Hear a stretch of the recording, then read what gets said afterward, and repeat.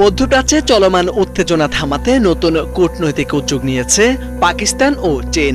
Beijing সফরে গিয়ে পাকিস্তানের পররাষ্ট্রমন্ত্রী ইসহাকদার চীনের সমর্থন চাইলে দুই দেশ যৌথভাবে যুদ্ধবিরতির আহ্বান জানিয়ে 5 দফা প্রস্তাব ঘোষণা করে।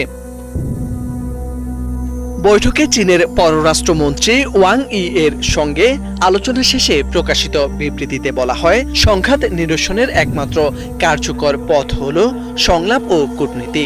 একই সঙ্গে অবিলম্বে যুদ্ধবিরতি এবং হরমুজ প্রণালী সহ গুরুত্বপূর্ণ নৌপথে নিরাপত্তা নিশ্চিত করার উপর জোর দেওয়া হয়। প্রস্তাবগুলোর মধ্যে ছিল অবিলম্বে যুদ্ধবিরতি কার্যকর করা, সব পক্ষকে সংলাপ ও কূটনীতিতে ফিরিয়ে আনা, বেসামরিক নাগরিকদের সুরক্ষা নিশ্চিত করা, হরমুজ প্রণালী সহ সব গুরুত্বপূর্ণ নৌপথের নিরাপত্তা নিশ্চিত করা, আঞ্চলিক স্থিতিশীলতা বজায় রাখতে আন্তর্জাতিক সহযোগিতারও জোরদার করা।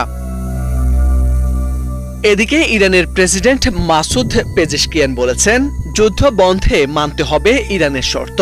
ইরানে আর কখনো হামলা হবে না, এর নিশ্চয়তা দিতে হবে, তবে মানবে ইরান।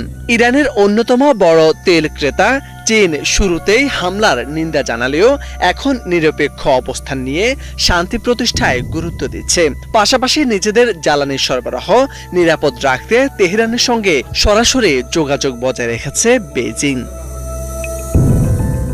এদিকে পাকিস্তানও মধ্যস্থতাকারীর ভূমিকায় সক্রিয় হয়ে উঠেছে। প্রধানমন্ত্রী শাহবাজ শরীফ এবং সেনাপ্রধান আসিফ মুনির একযোগে কূটনৈতিক তৎপরতা চালিয়ে যাচ্ছে। তারা মার্কিন প্রেসিডেন্ট ডোনাল্ড ট্রাম্প ও ইরানের প্রেসিডেন্ট মাসুদ পেজেশকিয়ান সহ বিভিন্ন বিশ্ব নেতাদের সঙ্গে যোগাযোগ করছেন।